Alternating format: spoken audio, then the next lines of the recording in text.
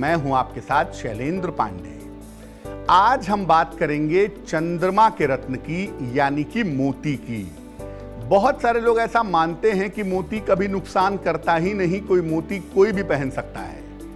ऐसा बिल्कुल भी नहीं है और मोती बहुत भयंकर तरीके से नुकसान करता है अगर आपने बिना जानकारी के मोती पहन ली है तो।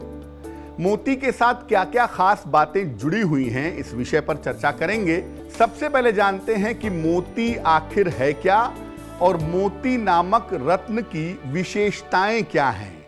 देखिए, मोती मुख्यतः रत्न नहीं है बल्कि एक जैविक संरचना है, एक बायोलॉजिकल क्रिएशन है।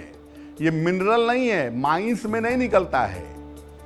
इसके बावजूद इसको नवरत्नों की श्रेणी में रखा जाता है। मुख्य रूप से मोती चंद्रमा का रत्न है और कभी कभी विशेष रूप से औषधि के रूप में भी इसका प्रयोग किया जाता है। चंद्रमा की तरह उसका रत्न भी शांत, सुंदर और शीतल होता है और मोती का प्रभाव सीधा मन पर और शरीर के रसायनों पर पड़ता है। मोती का प्रभाव कभी तेज नहीं होता, ये धीरे धीरे और बड़ा गहरा असर डालता है।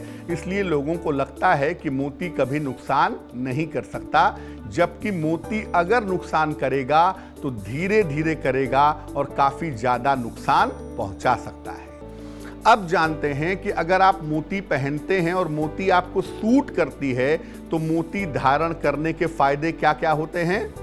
मोती पहनने से मन शांत हो जाता है और तनाव पूरी तरह से घट जाता है। मोती नींद को दुरुस्त कर देता है और डर दूर कर देता है। हार्मोन्स को संतुलित करता है और कभी कभी मोती पहनने से आर्थिक पक्ष यानी फाइनेंशियल कंडीशन की स्थिति काफी बेहतर हो जाती है। आम तौर पर जो डॉक्टर्स होते हैं उनको मोती पहनने से ज्यादा लाभ मिल जाता है। आपने मोती पहन ली और मोती आपको नुकसान करने लगे तो क्या नुकसान होता है। मोती पहनने में सावधानी की सबसे ज्यादा आवश्यकता होती है, क्योंकि ये मानसिक दशा को धीरे धीरे प्रभावित कर सकता है। मोती अगर नुकसान करे तो ये गंभीर रूप से अवसाद यानी डिप्रेशन और तनाव की समस्या दे सकता है। मोती अगर नुकसान करे तो घबराहट, बेचैनी और चिड़चिड़ेपन की समस्या भी हो सकती है। मोती की वजह से हार्मोन्स का संतुलन बिगड़ सकता है और कभी कभी अगर मोती नुकसान कर जाए तो बिना कारण के ब्लड प्रेशर की समस्या भी हो जाती है। अब ये जानते हैं कि किन लोगों को मोती पहननी चाहिए और किन लोगों को मोती नहीं पहननी चाहिए। अलग अलग लग्नों के अनुसार और अलग अलग तत्वों के अनुसार मोती पहनना शुभ होता है। मेष लग्न, कर्क लग्न, वृश्चिक लग्न और मीन लग्न वालों के लिए मोती धारण करना बहुत अच्छा है। वृष लग्न, मिथुन लग्न, कन्या लग्न, मकर लग्न और कुंभ लग्न के लिए मोती धारण करना खतरनाक है। सिंह लग्न, तुला लग्न और धनु लग्न में विशेष दशाओं में मोती पहन सकते हैं। जो लोग बहुत ज्यादा इमोशनल हैं या बहुत ज्यादा जिनको क्रोध आता है, ऐसे लोगों को मोती नहीं पहननी चाहिए।